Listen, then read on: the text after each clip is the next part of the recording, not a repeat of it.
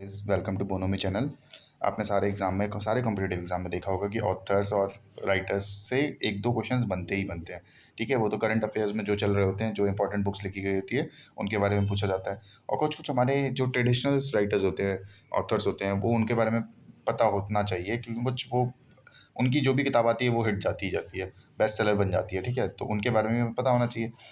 अब ये जो न्यूज़ था ये अगस्त मंथ में बेसिकली हुआ था। बेसिकली एक पर्टिकुलर ये जो हमारे सामने बैठे हैं, ये सलमान रुश्दी साहब हैं, इनके ऊपर एक अटैक हुआ था। बेसिकली अटेम्प्ट टू मर्डर हुआ था। ठीक है, तो ये पूरे वर्ल्ड में बेसिकली अब छा चुके हैं उस न्यूज़ के चक्कर में। और इनके जिनने जो भी किताबें लिखी गई हैं वो अब एग्ज़ाम पॉइंट ऑफ व्यू से इम्पोर्टेंट हो चुकी है, लाइमलाइट में दोबारा आ गई है। जो रीसेंट बुक इनने लिखी है वो आप वापस गूगल मार के चेक कर लीजिएगा और याद कर लीजिएगा, क्योंकि इनका नाम इम्पोर्टेंट हो गया है, सलमान रुश्दी। ठीक है, अब क्या हुआ था, ये इतना मतलब इसके लिए अलग से वीडियो बनाना पड़ रहा है, तो ये कुछ इंपॉर्टेंट ही हुआ होगा। इंपॉर्टेंट चीज़ इवेंट है, इसलिए मैं बना रहा हूँ वीडियो। ठीक है, ज़्यादा लंबी वीडियो नहीं होगी लेकिन इंपॉर्टेंट है। सलमान रुश्दी साहब, इन पे जो अटैक हुआ था उसके कारण पूरे वर्ल्ड ने बेसिकली, पूरे वर्ल्ड लीडर्स ने इन पे बेसिकली अपना ट्वीट किया था कि बहुत निंदनीय है, बहुत डिस्टर्बिंग है, नहीं होना चाहिए था ऐसा, मतलब कैसे हो गया, ये सब नहीं होना चाहिए था। हमें फ्रीडम ऑफ एक्सप्रेशन, जो आपने पढ़ रखा है आर्टिकल 19 क्लॉज 1A, उसमें फ्रीडम ऑफ एक्सप्रेशन है, उसमें हम कुछ भी बोल सकते हैं। और ऑथर का राइट होता है भाई, वो अपने आइडियाज़ और इंटेलेक्ट को by the way of writing वो एक्सप्रेस करता है। तो उसको आप नहीं कटेल कर सकते, ना ही रिस्ट्रिक्ट कर सकते हैं। ये मॉडर्निटी के अगेंस्ट जा रहा है। ठीक है, तो इसलिए सबने मिल के साथ दिया था, सारे वर्ल्ड लीडर्स ने। मैं सबका ट्वीट यहाँ पर नहीं लगा रहा हूँ, ये बोरिस जॉनसन का, जो हमारे पूर्व प्रधानमंत्री हैं यूके के, उनका नाम लगा रखा है। ठीक है, अब हुआ क्या था देखो, सलमान रुश्दी साहब basically Indian point of view से क्यों इंपॉर्टेंट है, क्योंकि इंडियन बॉर्न है ये। ठीक है, इंडियन बॉर्न है, बाद में जाके यूके में सेटल हो गए थे, वो अलग चीज़ है। 1947 में बॉर्न हुए थे यूके में। तो इंपॉर्टेंट क्या है, इंडियन ओरिजिन क्या है। सेकंड पॉइंट, इनकी जो एक किताब आई थी, नोवेल आई थी 1981 में, जो मिडनाइट चिल्ड्रन है।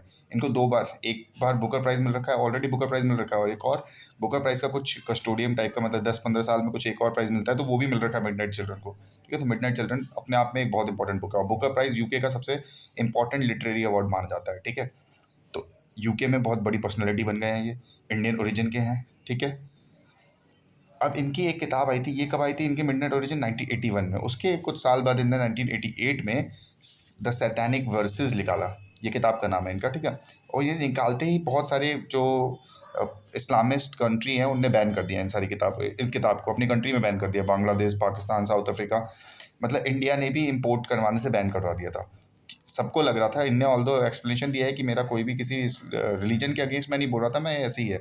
लेकिन इनकी किताब को पढ़ने के बाद लोगों को लग रहा था कि ये इस्लाम से रिलेट करके इस्लाम को डेरोगेटरी टाइप का दिखा रहे हैं। ठीक है, ऐसा दिखाया गया था इस किताब में। लेकिन इनने बोला कि नहीं, मैंने ऐसा कुछ नहीं किया, मैं किसी रिलीजन से नहीं जोड़ा है, मैंने ऐसे ही नोवेल लिखा है मैंने। ठीक है, द सैतानिक वर्सेस, इस किताब के चक्कर में ये न्यूज़ में आया है। इस किताब के द सैतानिक वर्सेस के चक्कर में मैं न्यूज़ बना रहा हूँ। ठीक है, मतलब मैं ये वीडियो बना रहा हूँ, the Satanic Verses 1988, written by Salman Rushdie.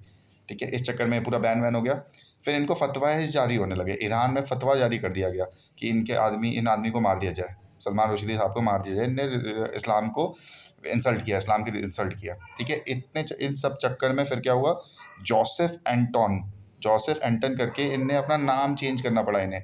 ये बहुत इंपॉर्टेंट इशू हो गया, मतलब इनको इतना ज़्यादा थ्रेट मिल गया था कि इनको लग रहा था कि अगर आपने सलमान रुश्दी के नाम से कहीं बुकिंग करते हैं, होटल में जाते हैं, रेस्टोरेंट में जाते हैं, सलमान रुश्दी के नाम से चेकआउट होता है, चेक इन होता है, तो इनको मारने का थ्रेट मतलब बहुत ज़्यादा पॉसिबिलिटी कि इनकी डेथ हो जाएगी।